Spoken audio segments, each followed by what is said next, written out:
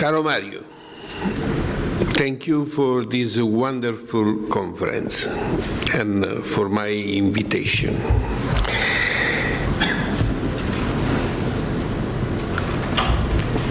Among the many analyses concerning the current emergency of illegal immigration to Italy, there happens to be some improbable comparison between what Ellis Island represented to immigrants who reached America from around the world and what the island of Lampedusa represents to poor people desperately crossing the Mediterranean Sea. Some authors presume to find and demonstrate affinities between the two world events, but only those who operate from an anti-American ideology can believe this is workable. All who start their analysis with an historic perspective grasp only the deep differences between the two phenomena. If we want evidence of what is common to these two events, the only things we can affirm is that both are islands. I don't believe it's possible to push this analysis further. In order to separate Ellis Island and Lampedusa, first of all, there is an institutional evidence. Ellis Island is the predetermined site set up by the American government to administer over the immigration procedure. Everything here is codified. The migrants divided for gender receive an official entry pass. There is a medical exam, identity test, examination of identity and political condition, and mandatory hospital stays for those with transitory disease. Here, the immigrants meet those who will vouch for them and care for them while they establish themselves. And here, young women meet their promised spouses, marrying them in very little time. Finally, Ellis Island is the organized apparatus for the project of social engineering that has been formulated in order to build a new America and to support the great development process characterizing the American economy during the transition of the 19th and to the 20th century. Lampedusa is nothing similar. Under the institutional profile, it is merely the site where the Italian government runs migrants admission without any program nor any finality. Despite anything else, it was not the Italian government that chose this site. Lampedusa was selected by criminal organization as the nearest place of access to carry immigrants arriving in Europe. Women, men, children, destroyed in body and soul, may reach the island still alive. However, very often tragic events end their hopes, and 4,000 of them transformed the Mediterranean Sea into a great liquid cemetery. Of course, the hope of a new life is a common feeling among immigrants of all ages. But there is a big difference between what is going on now and the immigration of the past century. In those days, everybody left to meet many variables, not knowing the future, but assured of survival. Now, he who leaves the North African coast for Europe is not only betting on his ability to establish himself in a foreign land, but consciously or not, is obliged to gamble on his very life. And if he wins in reaching Lampedusa, he has yet won nothing. Not much of his own condition has changed. All who escape death reaching Lampedusa are welcomed by improbable guardians who send them to large room covered with mattresses as damp as the boat crossing.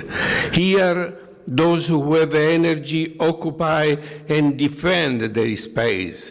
The others share what remains. Among them, there are often also criminals who guided the boats, but the line between them and their victims is not visible in the silent behavior of all. Until 2002, some guards attempted to summarily identify immigrants for registration, dividing economy immigrants and political refugees. But without any papers, this operation was really very difficult. When the number of immigrants became unsupportable, the authority and Comar decided to transfer groups of immigrants to other similar admission centers springing up daily in Sicily and in other regions of South Italy with the economic support of the government. Nothing has been prepared. Only an emergency law decided the destiny of everyone. And in this confusion, many immigrants escaped, reaching other European countries. After strong protests by many European member states, an Italian law of 2002 tried to remediate creating the SPRAR, which means Protection System, Asylum Seekers and Refugees. The new institution improved immigrants' logistics a little, but the procedure to recognize refugee status became more complicated and was impossible to carry out quickly. So, huge masses of immigrants flocked to Lampedusa and other countries at Europe's external borders, leading to the more serious migration crisis in the recent years. Lampedusa thus become the symbol of the crisis in the process of supplying spectacles every day of masses of men and women shut up in enclosures and cadavers lined up on its marvelous beaches. Never, like in this moment, could the image of Lampedusa be so far from that of Ellis Island. Ellis Island has been the island of tear and hope, Lampedusa, the island of pain and death. But now, the question is, can things change? Is it possible to transform Lampedusa into a new Ellis Island? We can easily wish it to be so, but it would be very, very difficult to realize. 10 years ago, during the Peace Study Conference organized in Messina, at Messina University, my department affirmed the possibility of submitting part of Lampedusa as extraterritorial space under European sovereignty, governed by a committee of European states delegates members. In the proposal, the goal of this committee could be to welcome the emigrants, sending them forward according to their expectation. But in harmony with a well-organized plan of social engineering, the committee could provide the immigrants with a provisory visa, and the destination states will decide whether to make the visa official after individual examinations.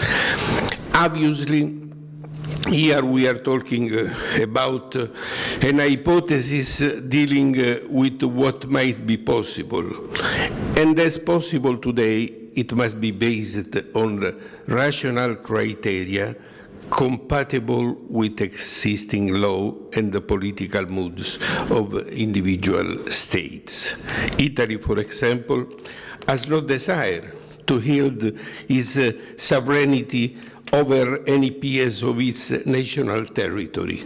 We posed the question of extraterritoriality to a sample of 30 Italian European parliamentarians from different political backgrounds, but only one, which broader view, accepted this hypothesis, placing, however, the condition that the reception station be more than one and located in border-crossing European countries along the northern Mediterranean coast.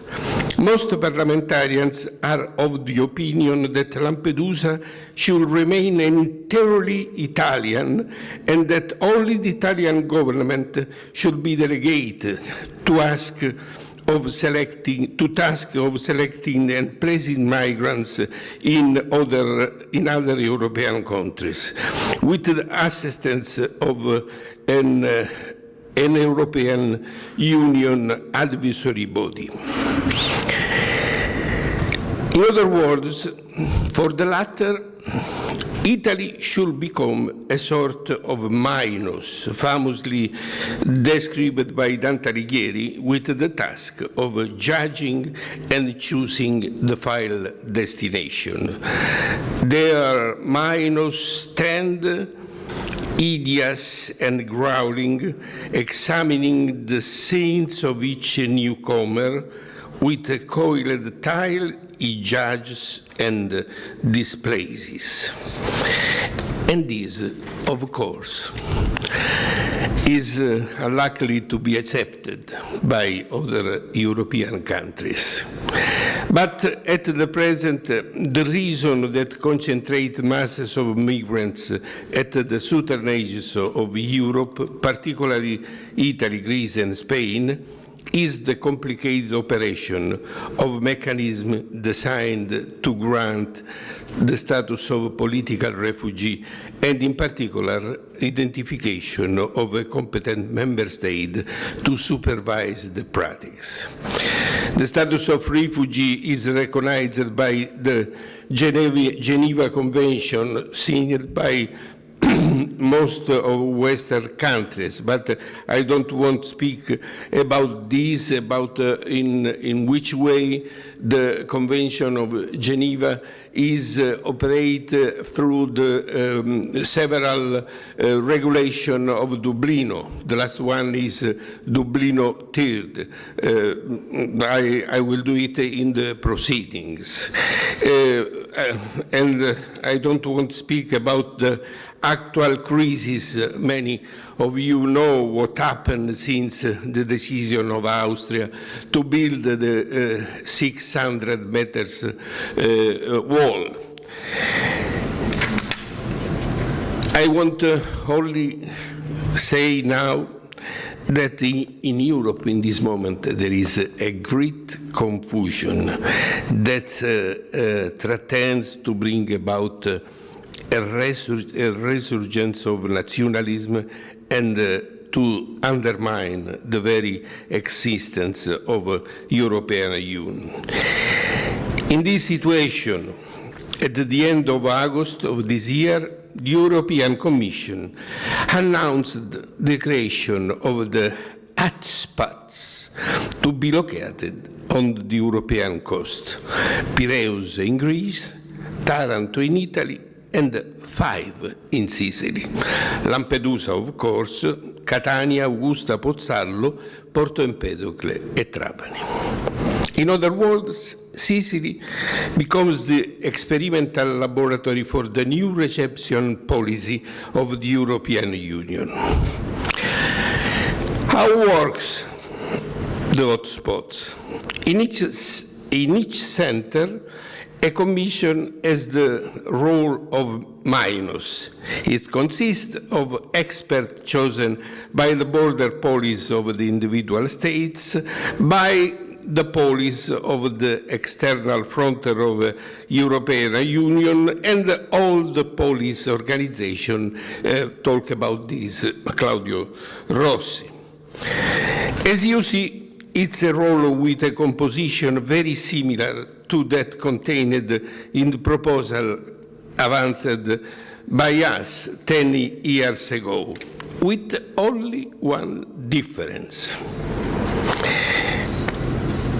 In the hotspots are moving without any engineering social planning, and without this, it's not possible to manage the big problems that in this moment are.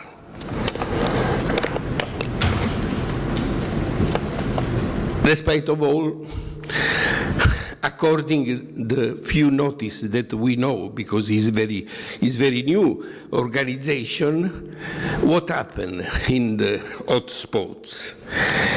Happens that the majority of immigrants, in an attempt to avoid repatriation, do not reveal their identity, preventing their fingerprints being taken and being photographed. So, are very, I don't know why they created this new institution, and the situation is worse than before. I don't know if and how it's possible to change this situation.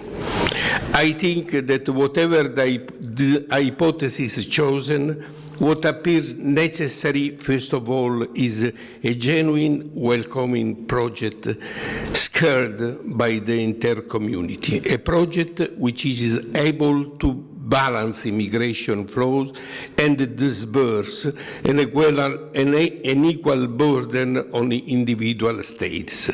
And this would have to be not only political compatible. It would also distribute the difficulties and the opportunities arising from the flow of incoming migrants. But with this scheme, there is a big problem. Europe does not have a government able to legislate over national states.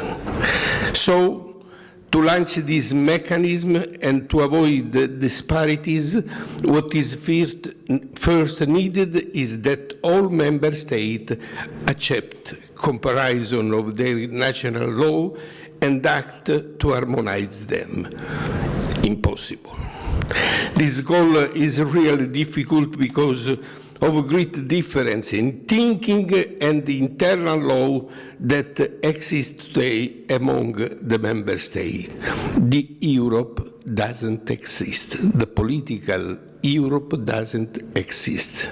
So, as long as the European policy does not make significant gains in building European politics that leads to a legitimate government by the European Parliament, one which is capable of uniform decision-making for all its member states, Lampedusa is destined to remain what is today, and Italy is destined to alone support the pressure of rising illegal immigration.